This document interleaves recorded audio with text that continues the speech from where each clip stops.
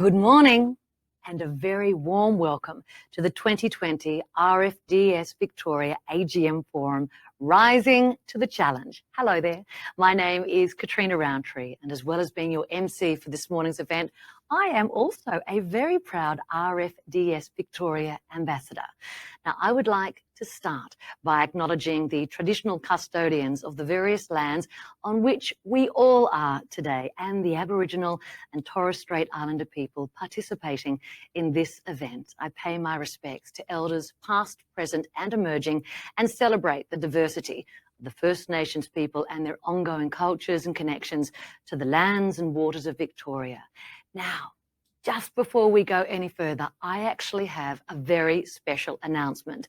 This week, RFDS was voted the most reputable charity in Australia through the 2020 RepTrak survey. This is such an exceptional achievement and means that RFDS has actually been announced in the #1 position in 8 of the last 9 years. Well done. It is such a credit to all the staff, to the board, the volunteers, and indeed supporters to be recognised in such a meaningful way. It is such a difficult year. It means so much. All right then.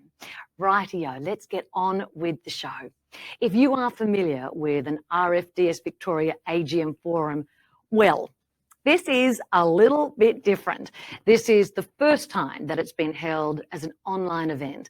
I am coming to you live from a studio in the Melbourne CBD, joined by Chief Executive Scott Chapman.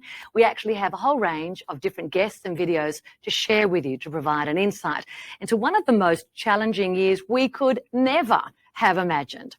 So first up, I have some housekeeping. So you may have noticed that there are a number of different icons at the top right corner of your screen. There is a map function which you can access to see the vast array of places that people are logging in from today. And there is also a chat function enabled. All you need to do is just click on the purple icon. Now, we welcome you to share your thoughts or your comments as we progress.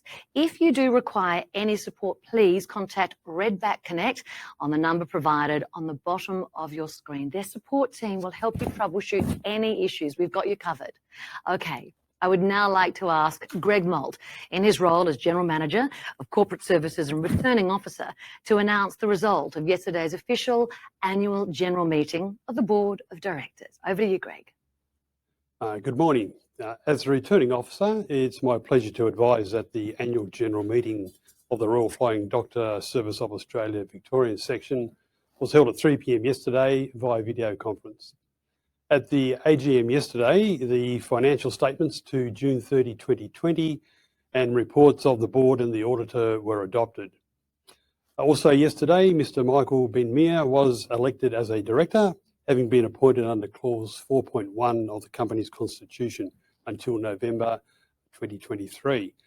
The following directors were re-elected as directors under clause 4.1 of the company's constitution until November 23 also, and they were Mr. Dennis Henry, Mr. Damien Bruce and Ms. Susan Taylor. The following directors' terms of office were extended under clause 4.1 of the constitution until November 2021. They are Ms. Robin Lardner and Mr. Bernard Delaney. And at the board meeting that followed the AGM yesterday, Mr. Dennis Henry was re-elected as chair, Ms. Robin Lardner was re-elected as deputy chair, and Mr. Damien Bruce was re-elected as treasurer. Thank you. Thank you so much, Greg. It's wonderful to see such stability in these volatile times. Well done, and thank you to the entire board for their guidance and their work. Okay, I would now like to introduce RFDS Victoria Chair, Dennis Henry, to provide the Chairman's report. Now, Dennis is currently overseas, and we didn't want to take any risks with technology, so he has recorded this piece a little bit earlier. Thank you, Catriona, and a virtual warm welcome to you all.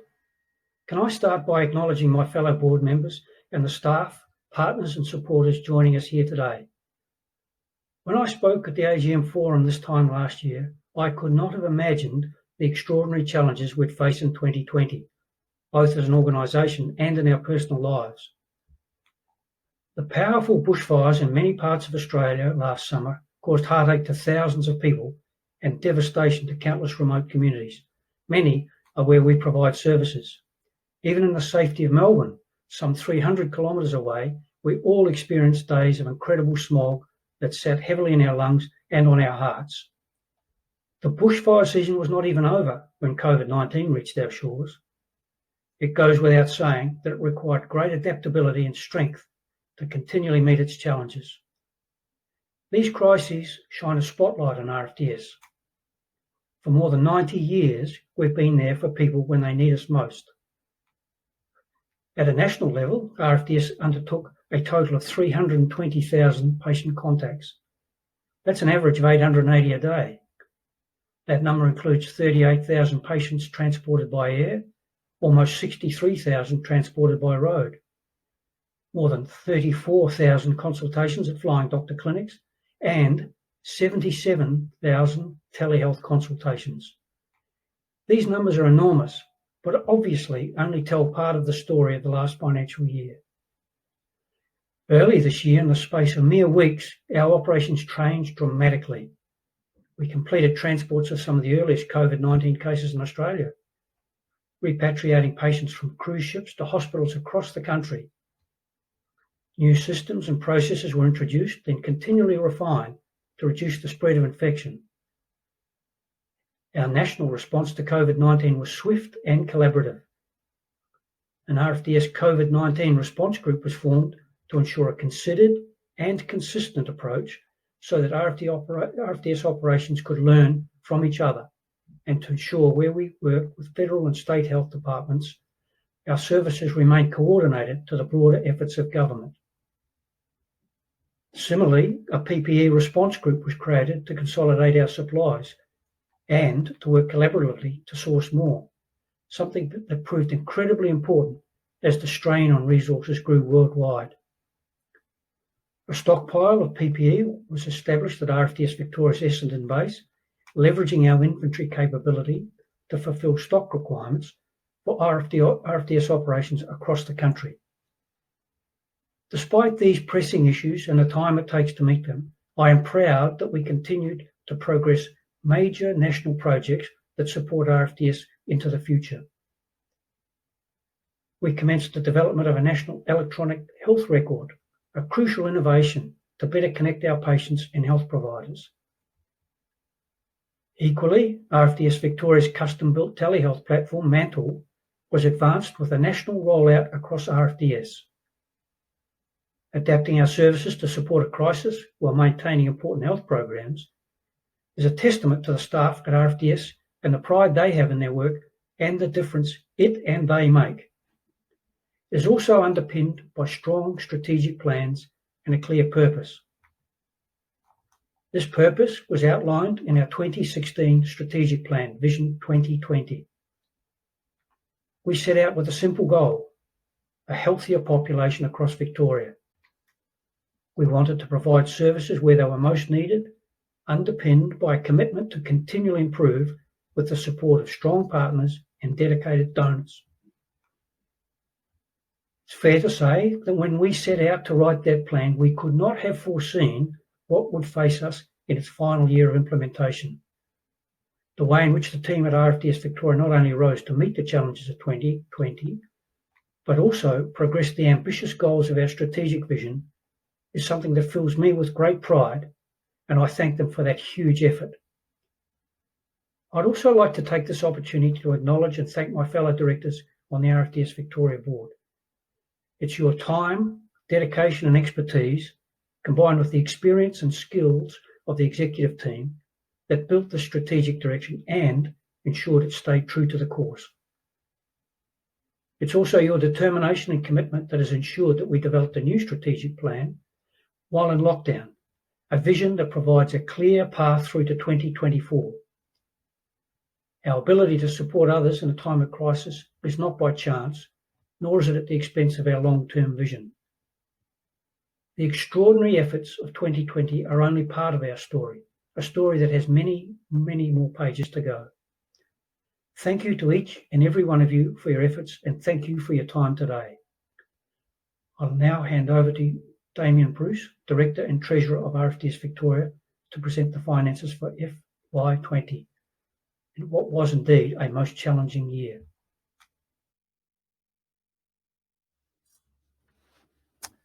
Thank you, Dennis, and thank you to everyone who is joining us virtually this morning. As part of my Treasurer's report today, I'd like to address three topics. Firstly, our financial performance, which is particularly relevant in light of COVID-19. Secondly, profile our activity levels. And then thirdly, address our governance and stewardship functions. Let me start then with our financial performance. Over the past year, as you can see from this chart, our revenues have grown from 45.4 million to 49.3 million. However, this figure is inflated, as it was with many organisations, as we qualified for JobKeeper support. If you exclude that JobKeeper support, our revenues grew by about 1%, or $328,000. As a not-for-profit organisation, we rely heavily on our income from fundraising, donations and bequests.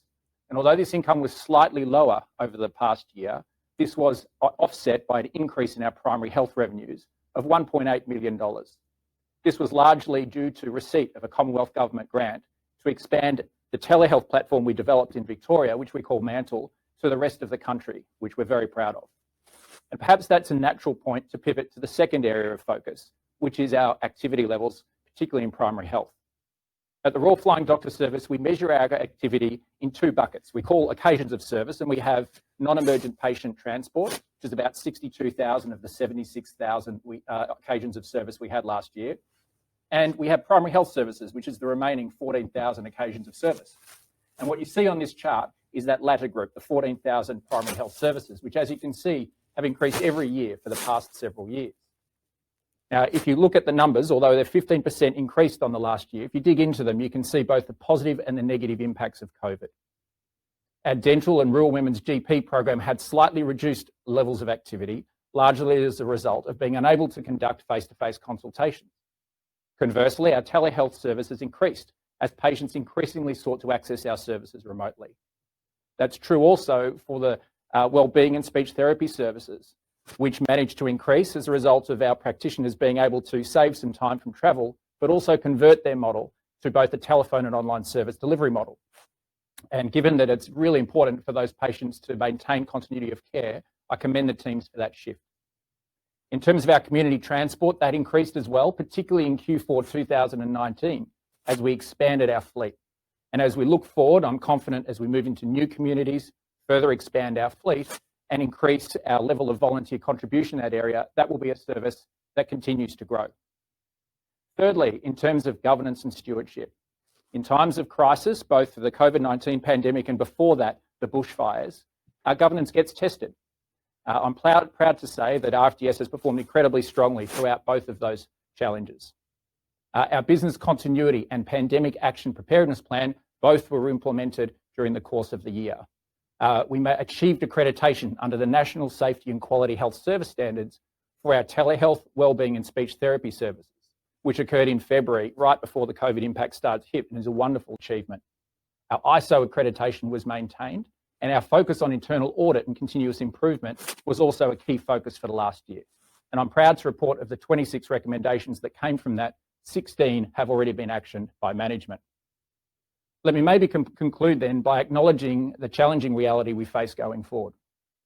Economic uncertainty exists, as does the ever-increasing need for us to meet those health challenges of Victorians that are in regional and rural settings, particularly in the area of mental health.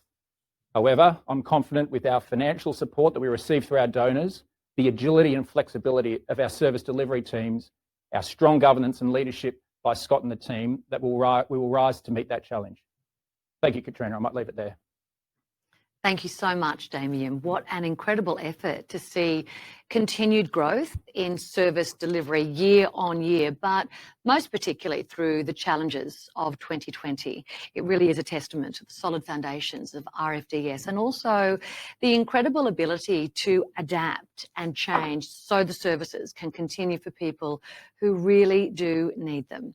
Now, speaking of adaptability and commitment, I have the absolute pleasure of introducing a video that was captured Just as COVID-19 was taking hold in Victoria, it features the wonderful, the very bubbly Ali Cole, an ambulance transport attendant with the mobile patient care team, as she explains how her role has changed since COVID entered our lives. I'm Alison Cole and I work for Royal Flying Doctor Service out of Melbourne for the NPC road team. I've been working for RFDS since about October of 2019, got on the road in January. I've been in hospital for the last 20 years. I just love people, so people of all walks of life are everywhere you go in the world. So as long as you can mold yourself to be for them, you're in a good place. So, yeah. As soon as their eyes land on our logo, it's like they know they're going to be in good hands almost. They've seen us everywhere. They all think we're pilots, which is kind of awesome. They're like, oh yeah, where's the plane? They're excited. They know that we're known for patient care, whether it's rural or metro. It's really cool to be a part of. Yeah, so there's a fair few changes we've had to make in operations as per COVID-19 protocols. But some of the things that I think have changed the most when we wear a mask, it just kind of takes that intimacy away a little bit. So when I walk in and I see a patient, they can't see me smile, or like you've got to really make eye contact and connect with them that way, because you've gotten that whole bottom facial feature taken away for you.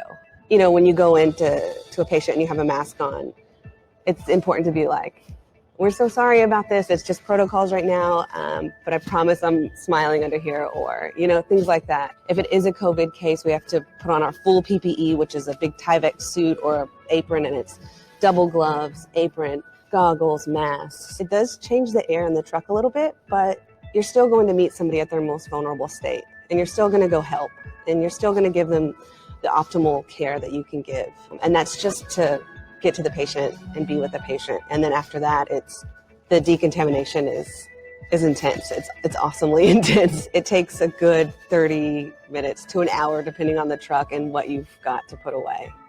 We've never experienced this in our whole lives. And it's really cool to be able to be part of that front line. Look after each other, wash your hands, try to stay home. Yeah, all the basic things. But yeah, look after each other and be kind. If you can help somebody, help somebody. There's a lot of people who need help out there right now.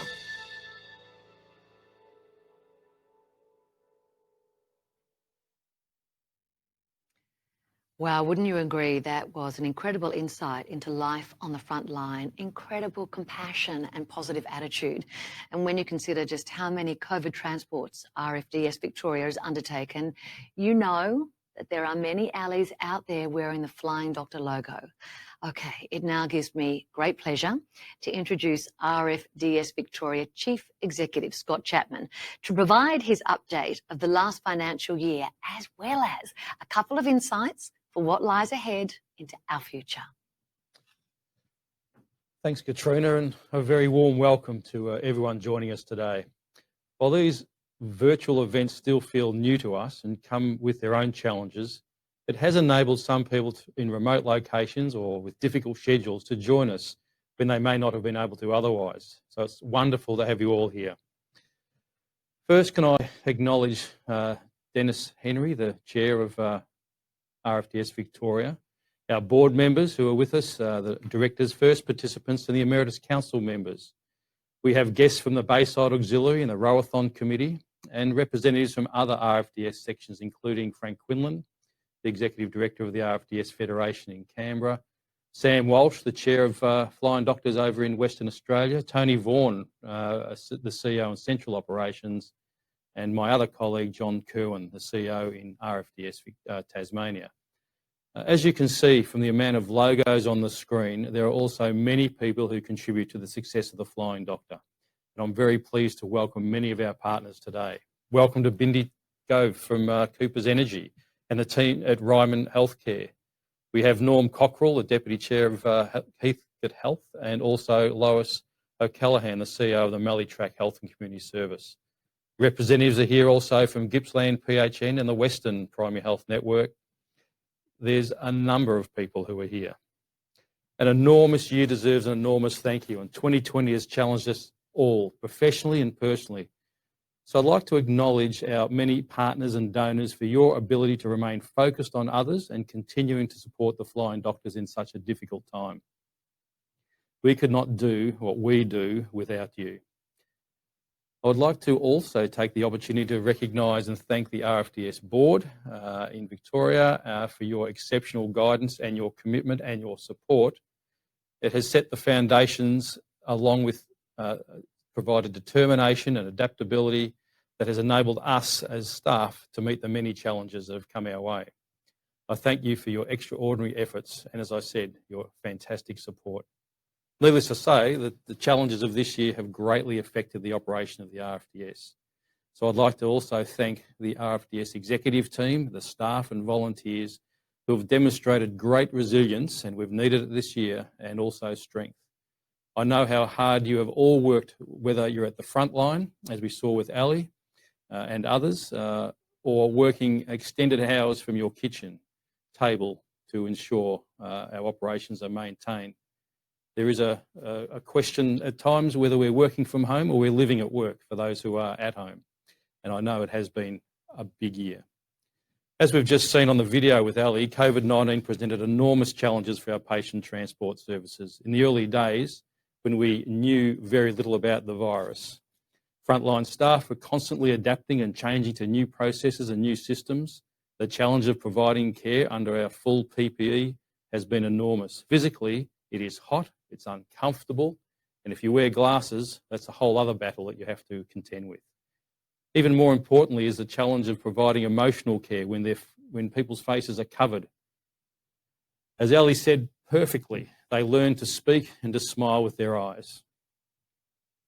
The contribution of our staff to the COVID-19 response has been enormous. In our annual report, which will be available at the conclusion of this event, you'll see that we undertook 450 transports of suspected or confirmed COVID-19 patients in the last financial year. However, with the second wave taking hold in July and August, that number is now very different. As of today, the RFDS nationally has undertaken just under 2,000 transports of suspected and confirmed COVID-19 patients since early February. And of that total figure, 1,670 were undertaken by RFDS Victoria's road crew. That's about 86%. Well done. We only had 3 staff members who actually tested positive. Not clear if the link of those cases was through work or other work that they had, but any positive case has been incredibly serious, and we did everything to support our staff through that time. So great credit to the processes and the training, as well as the staff camaraderie, that we would have so few positive cases after such a large exposure by our staff. Well done to you all. Our adaptability and commitment has been called upon numerous times through 2020. During the bushfires, we were asked by government to provide support, with our road crews called upon to evacuate aged care residents from high-risk areas and to meet Black Hawk helicopters on the ground, and we were transporting vulnerable people away from the fire zone. We also sent a dental crew into the town of Malakuta, transported by the Australian Defence Force, to provide urgent care and to provide further support for the mental health needs of bushfire-affected communities in East Gippsland. We partnered with the East Gippsland Primary Health Network and Relationships Australia Victoria to create a dedicated bushfire recovery service, and you'll hear more about that in the question and answer session later on. A number of our services quickly adapted to telehealth and to phone consultations so that clients could have continuation of care. Prior to COVID, we acquired the Victorian operations of Wilson Medic One patient transport, strengthening our metropolitan footprint, providing additional resources and contracts. And we welcomed another 50 new staff at that time, an extraordinary effort by our patient transport and people and culture teams. Our expertise in mobile care was drawn on when we partnered with Robinvale District Health Service to provide COVID fever clinics, testing literally at the farm gate for some of our most vulnerable and isolated communities. Our office staff and support staff adjusted to working from home, and managers were continually asked to reforecast budgets to provide options for our immediate future and our long-term sustainability. And staff members who could no longer deliver patient care due to restrictions willingly deployed to other areas of the organisation, including the setup and management of a national PPE stockpile for RFDS Victoria across the country. out at Essendon. We also cancelled numerous fundraising events, and with it the opportunity to meet and interact with all of you in our traditional sense. But as this morning has demonstrated, our fundraising and our event teams adjusted and found new ways to keep in touch. In recent weeks, those of us in Victoria have started to feel a sense of freedom and confidence, but we also know that this virus has a long way to go. We look forward to a time, hopefully in the not too distant future, when we can undertake simple pleasures without thought, but I also want to remind you the determination and the innovation we've discovered along the way. Quite simply, there have been lessons that I want to take with me, certainly. We've advanced our use of technology to break down barriers of distance and can clearly see how it'll support our services into the future. And this has enabled us to have a more flexible workforce that increases staffing opportunities, including regional employees who can now provide local knowledge. I personally had to learn how to use Zoom and also came to acknowledge that great work can be done from home. That was a tough one. The total number of Zoom meetings we undertook up until the 30th of June were 4,181, which is about 578,000 minutes on the computer. And that was just the 30th of June, and that will be more than double now since then. And perhaps most importantly, this year has also served to reset many of us and remind us of what is important. Our connection to people in our personal lives and our work lives came into clear focus and is something that I know I will never take for granted again. I want to share with you a story that explains the importance of that human connection. Just on 3 weeks ago, we were called upon to undertake a very special transport. Romsey farmer John Percival Smith, 94 years old and known to everyone as Jack, wanted one last look at his farm, the farm where he had lived for 91 of those 94 years. He was in palliative care in Rochester, and his body was slowly shutting down. The team at the health service reached out to us. They wanted Jack to have that one last trip back to his farm, but they didn't have the vehicles or the staff capable of taking him on a medically transported journey with his family by his side. When we received this request, we had to act very quickly. A call was put out to the MPC staff asking for volunteer drivers, and we received an overwhelming response, as we always do with these transports. One crew prepared the ambulance and decorated it with native leaves and flowers, as they'd heard that Jack loved to be surrounded by nature, and they wanted him to be as comfortable as possible. The next morning, another crew transported Jack to his farm, playing some of his favourite music along the journey. He spent time in the garden and remarked how good it was to sit on the couch again. It's the same couch he had rested on most of the days coming into home after working on the farm. From that couch, his couch, he was able to look across at the photo of him and his wife, his late wife Carmel, on the mantelpiece. And after a couple of hours, the crew transported Jack back to the aged care home. He slept the entire way back and most of the day.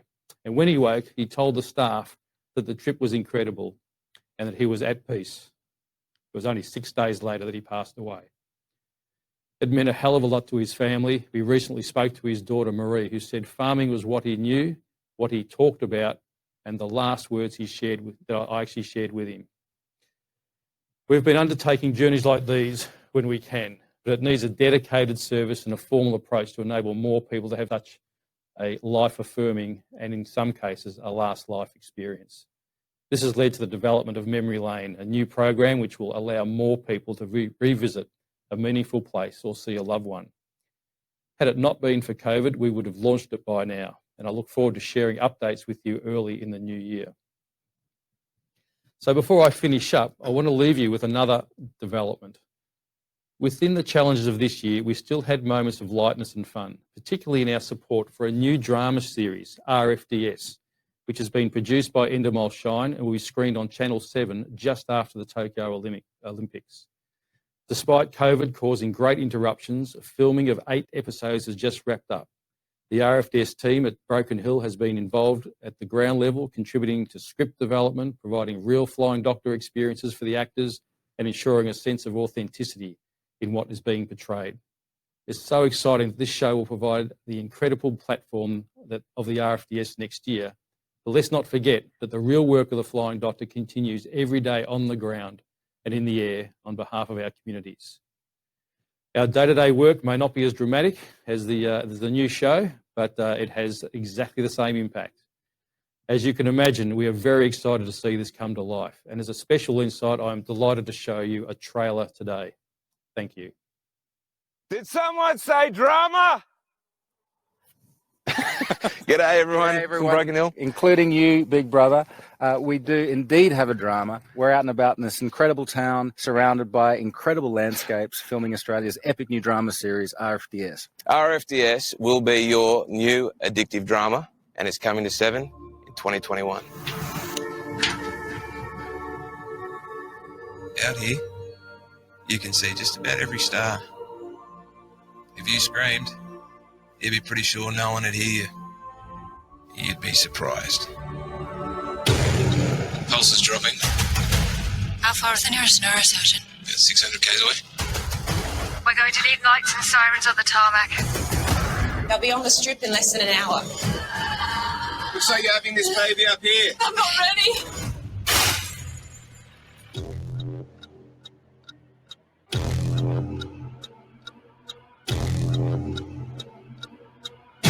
I'm giving adrenaline. Mom, what's happening? Nice, guys. You need a break. I've changed a lot of people's lives to be here. I have to make this work. Cheers.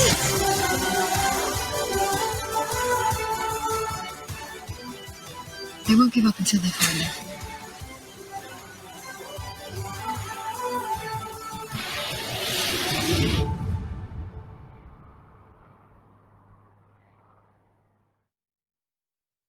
How fantastic does that look? That is so wonderful. Oh, it was great. It's great to have new Australian drama. And just so I'm clear, who are our heartthrobs? Well, your heartthrobs might be a bit different from my heartthrobs, but you've got Rob Collins and Steve Peacock, who are the male leads. Hot. Hot for you. Hot. Justine Clark. And watch out for Emma Hamilton, a new actress or newish actress, not well known, but after this, she'll be a household name. And is that right? She's a local Victorian girl? Local Victorian girl. How perfect. And I also have to say, Scott, that story about Jack was so emotional. Thank you for sharing that. It is hard. It's hard not to tear up myself Yeah. as you tell it. But taking people on their last trip is not just great for the family and certainly for Jack, but our staff get so much out of it as well. I love that. Thank you. Thank you very much. And congratulations to everybody involved. Okay, then. Returning now to the events of the last year, I actually recently had the pleasure of hosting a special Q&A to discuss the challenges and successes of providing mental health in the bush. Now, we had panel members who were located in, I think it was Gippsland, Western Victoria and South Australia, and I am at home on our farm. You might hear the bird song in the background. Check this out. We actually pre-recorded this just to make sure we had no technological failings, but I do hope you enjoy this.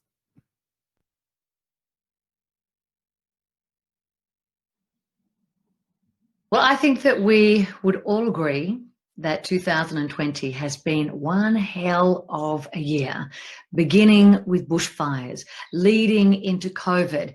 It is no wonder that our mental health is right now such a hot and important topic. It doesn't really matter where you live or even what age you are. It does seem as though everybody can share a story, from children right through to grandparents, about a sense of anxiety, a feeling of isolation, but particularly so in our remote and regional areas. Even accessing the help that we need for our well-being is so challenging. It's so difficult. So what we have done today, in order for you to understand firsthand and frontline what exactly is going on out in the bush, we have put together an extraordinary panel of people so that we can hear those stories. So would you please welcome Tess Howell, firstly, an RFDS mental health clinician based in Western Victoria. Also, hello to Campbell Sinclair, an RFDS mental health clinician based in Gippsland. He is part of a dedicated bushfire recovery service. And also we have the naked farmer joining us fully clothed. Now, Ben Brooksby, I almost feel disappointed in saying that. Ben is a fifth generation farmer from the Victorian South Australian border, quite an interesting place to be right now. And he's also a wonderful mental health advocate and community fundraiser who has done so much to raise awareness of mental health issues in the country. Welcome to you all. It is lovely to see you. I am at home at the moment here on my sheep and grain farm. We are about to start harvesting, so we have anxiety levels heightened for all sorts of different reasons. But as we begin our chat, Tess, if it's possible that I could begin with you. Not everybody is familiar with the wellbeing program that the Flying Doctors operates. Could you please shed a little bit of light on the program and possibly how it works in a normal year as opposed to 2020? Sure. So the wellbeing team covers a whole range of different areas around rural Victoria. My area is in the southwest, and I service 4 different clinics normally, one of which is an Aboriginal health service in Halls Gap. We're based in Haywood, out near Portland, and I also visit Edenhope, which is further north, and Harrow, a little community not far from Edenhope. So that's the normal run for me, and I would normally do that circuit each week, and that's what I've been doing prior to COVID. And that work involves having regular appointments, one-to-one appointments with people in their communities, and also doing community education sessions. So we might run a session on how to maintain wellbeing, or the role of nutrition in maintaining good mood, for example. It's pretty well what we normally do. I'm stuck on the word appointments, because I can imagine, Tess, for you, COVID has changed everything for you. How have you had to adapt? It certainly has. So we haven't been able to visit our sites. We've been doing telehealth services from home, and I'm very lucky to actually live in rural southwest Victoria with a magnificent view in front of me of the Southern Ocean. So I get to work from home these days, and at first we were quite worried about how our clients might adapt to that, but it's ended up not being anywhere near as confronting for them as we might have anticipated. In fact, many of our clients have embraced it and will most likely choose to continue doing telehealth when we do return to sites.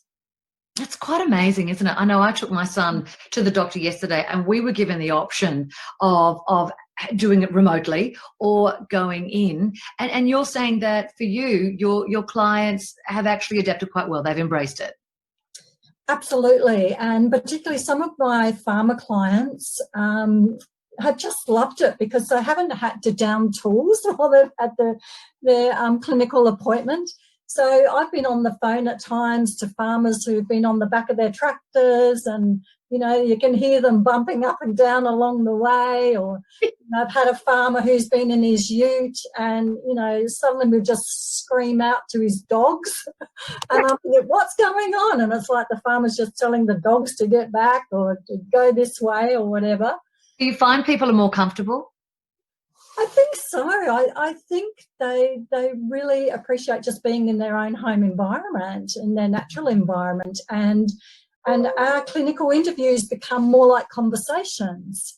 We try to establish a friendly and relaxed environment in clinic, but it's not quite the same.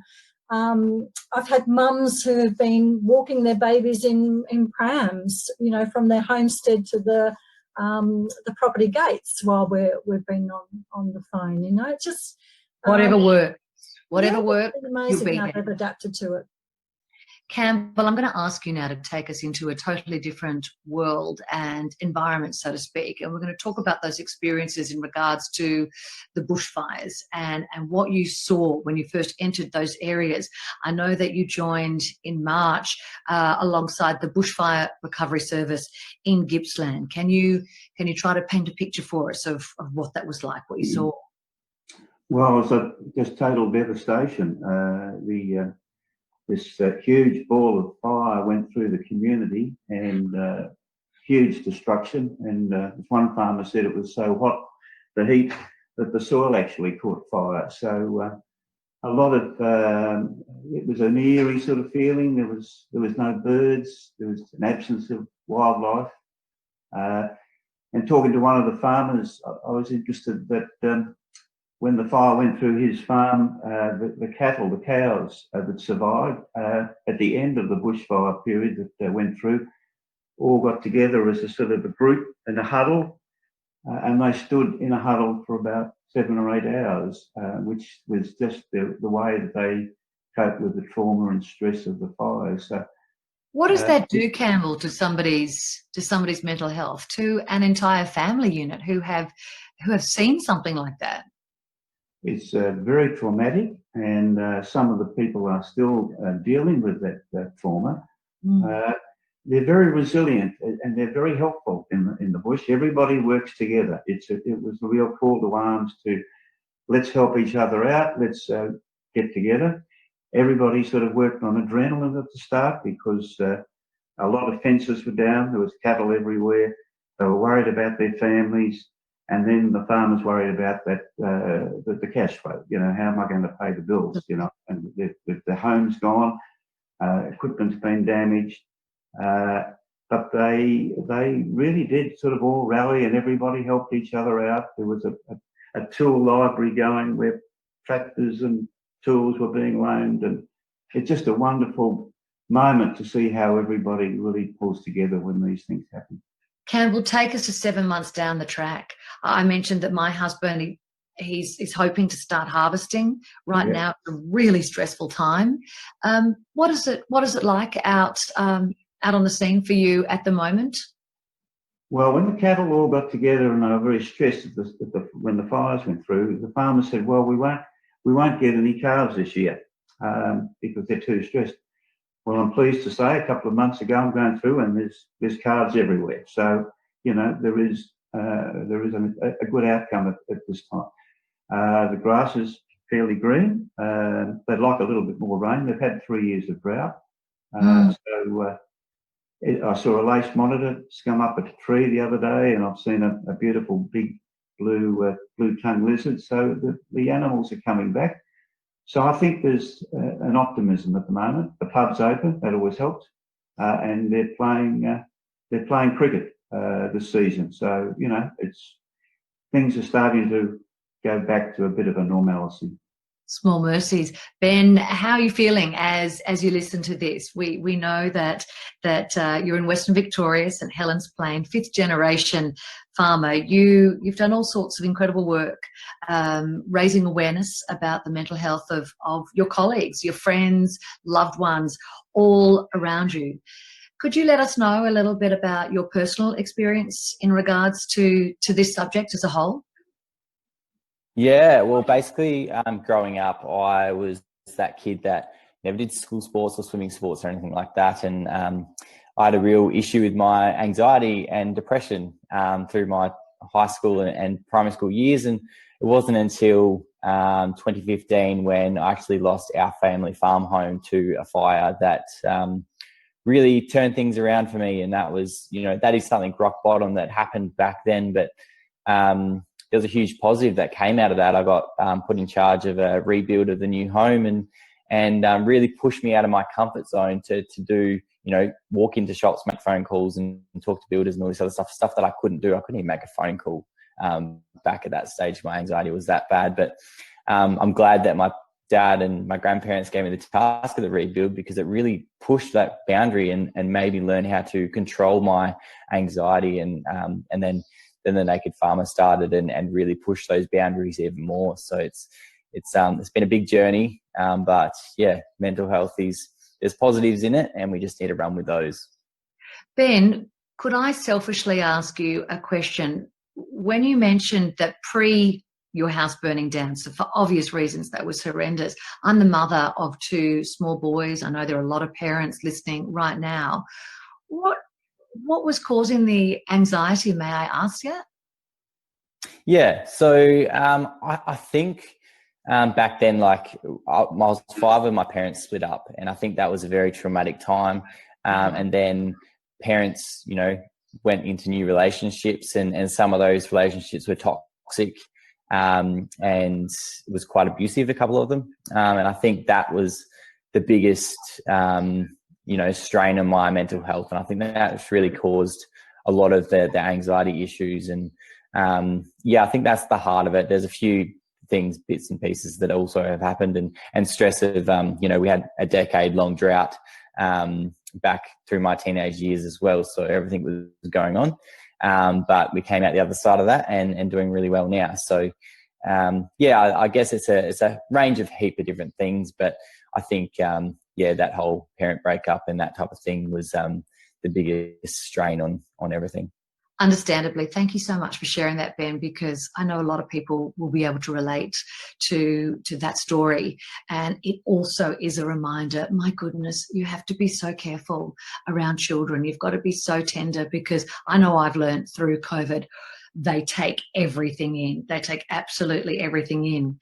I know that for you, you have found this raison d'etre, this reason for being, and that is to support those around you and raise awareness. You have focused on the Royal Flying Doctors. What is it about them? What is it that makes your heart sing about the work that they do?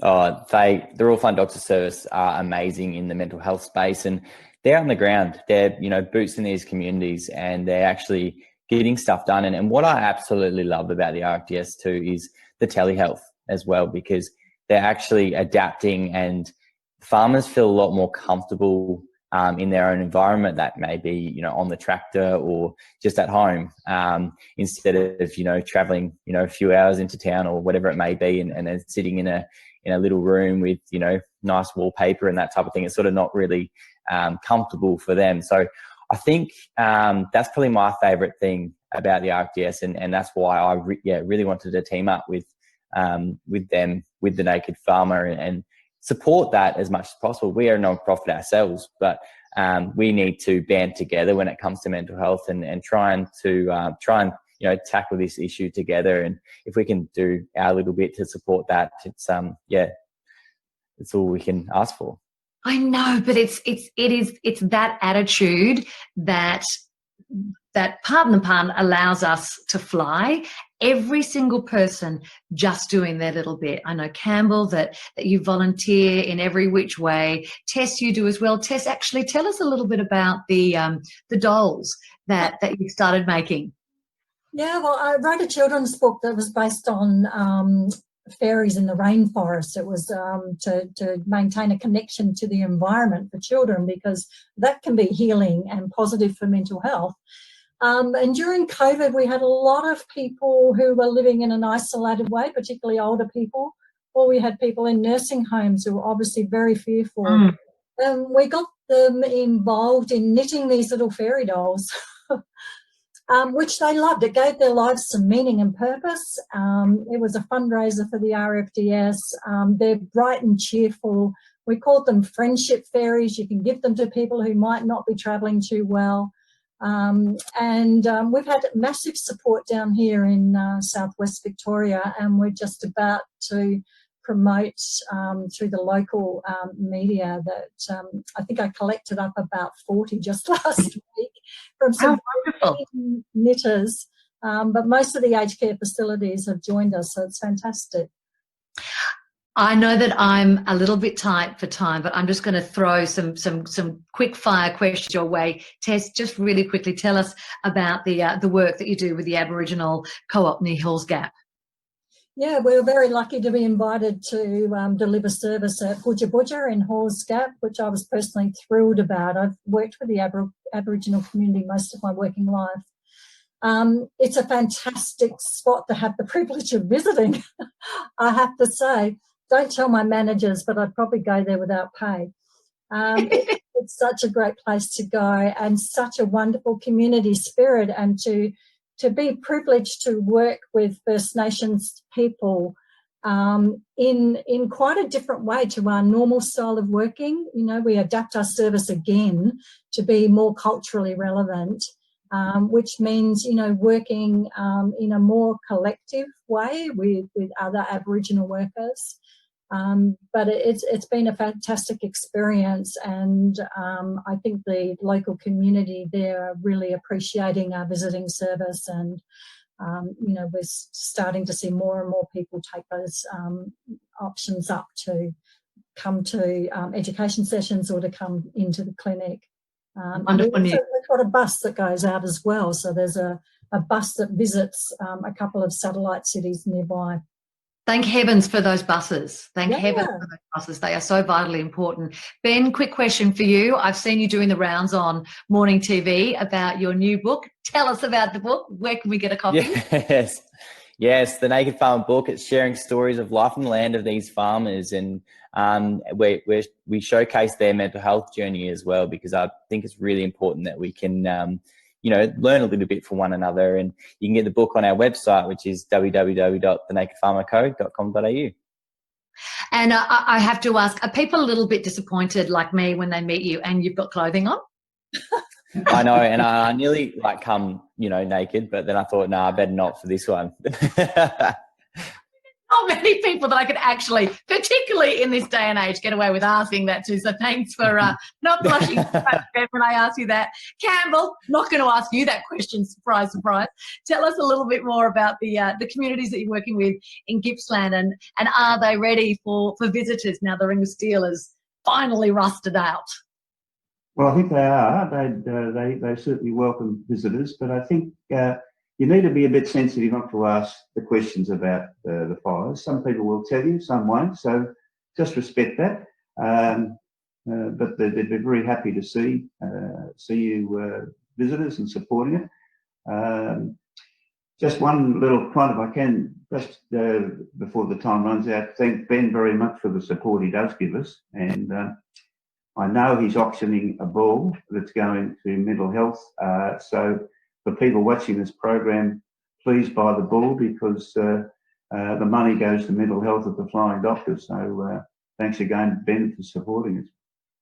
I think that really sums up the mood of RFDS and indeed this chat. The fact that Campbell, you throw out the compliment, I'm asking about you, and you're like, I want to put the focus on Ben and his work. So in regards to all of you, thank you so much for being angels on this earth, for all of the work that you do. Thank you to Tess, Campbell and Ben. And of course, it is a credit to ultimately the Royal Flying Doctor Service that we have such remarkable people putting their heart into this program. Thank you so much for your time. Pleasure.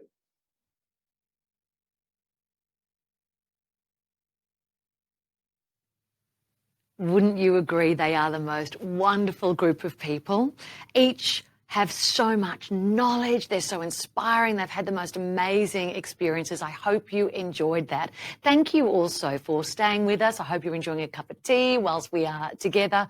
We're actually nearing the end of our AGM Forum, but we do still need to announce a couple of award winners. The first is the 2020 Bernice Jenkins Volunteer Award. Now, we all know that the Flying Doctor is very blessed to have most amazing volunteers. So this award is named after one of the Flying Doctor's longest serving, inspirational and most influential volunteers, the late Bernice Jenkins, who received an Order of Australia Medal for her services to charity. So Scott, if I could please ask you to announce who is our winner. Well, thank you.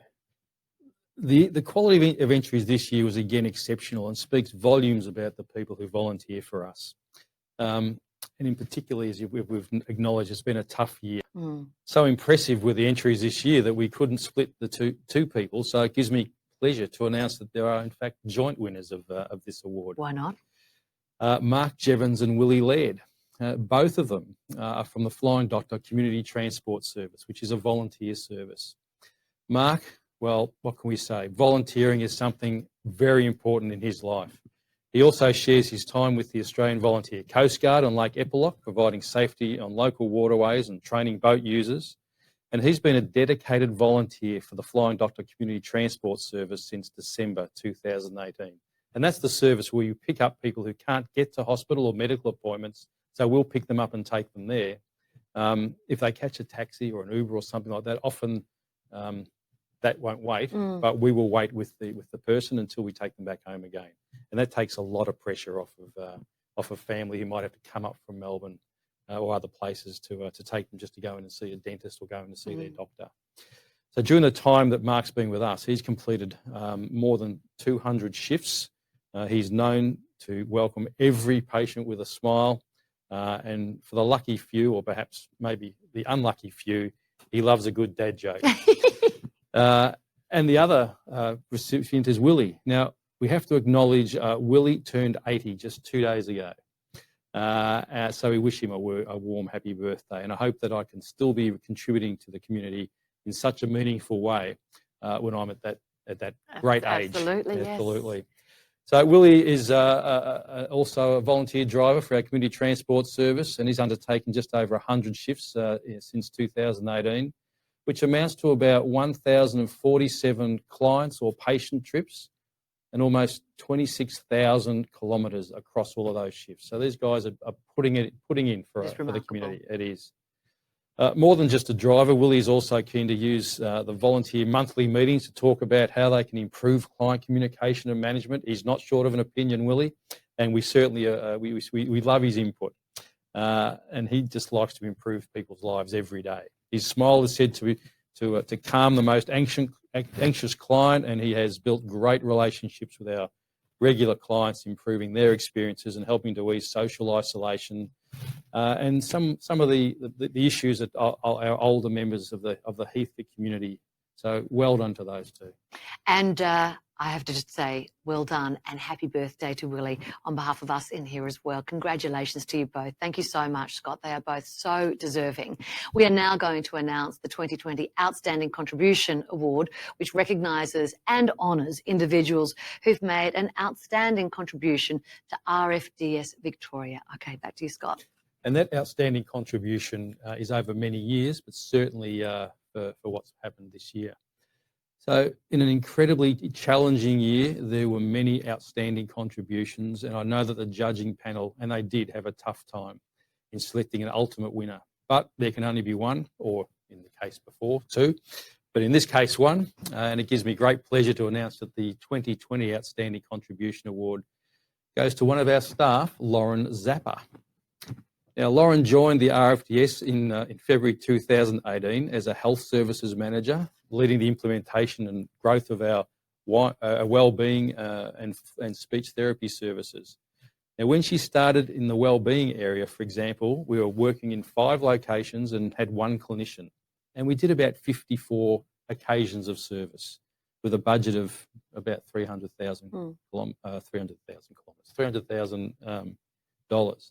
Now, under her leadership, the wellbeing service today has expanded to 20 locations across Victoria, 14 clinicians, providing more than 2,600 occasions of service and delivering all of this in about a $1.5 million cost-neutral budget each year. In the last 12 months, Lauren's contribution has resulted in significant benefits to the RFDS Victoria through funding, partnerships, service expansion, brand awareness, and when the Black Summer bushfires ravaged East Gippsland last summer, the Gippsland Primary Health Network, aware of Lauren's expertise, her partnership skills, and certainly her can-do attitude, they approached Lauren and the RFDS to support those experiencing trauma, grief, and loss and distress.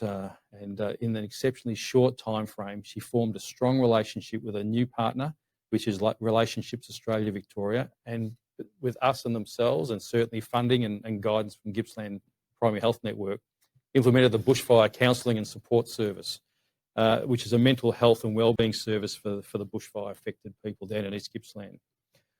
Most importantly, Lauren is driven to support her team and our clients. She demonstrates the values of RFDS, and she is a great ambassador for our brand. She's also got a growing profile in the media, obviously, with this, and including a starring role in an upcoming documentary on what we're doing. However, those of us who were at the Christmas party last year know her true talent lies in breakdancing, and she gave us an amazing demonstration on the floor in front of everyone. Lucky you. I wish I could have been there. Well, yes. What a woman. Look, a young woman who has just taken the role. We've never given, I don't think, the outstanding contribution to a staff member before.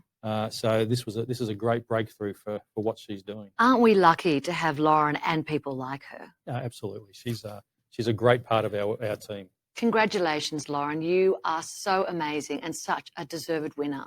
Well, ladies and gentlemen, thank you to all of you for your support for the mental health of people in the bush and all the work that you do. Also for the development of the speech therapy service. That is something that's just had a hook on my heart. I find it so inspiring. Ladies and gentlemen, that has actually taken us to the conclusion of our 2020 AGM Forum. Now, traditionally, we would have physical copies of the annual report to hand out to you. However, this year, they will be made available online so you can read it in the comforts of your own home. You will shortly receive an email with a link so that you can access it. Of course, should you wish to have a physical copy, don't worry, we can actually make sure that one will get out to you. Okay, ladies and gentlemen, I hope you have a wonderful afternoon. Thank you so much for taking the time to join us today. I hope you have enjoyed our time together. I'll see you soon. Bye for now. Bye-bye.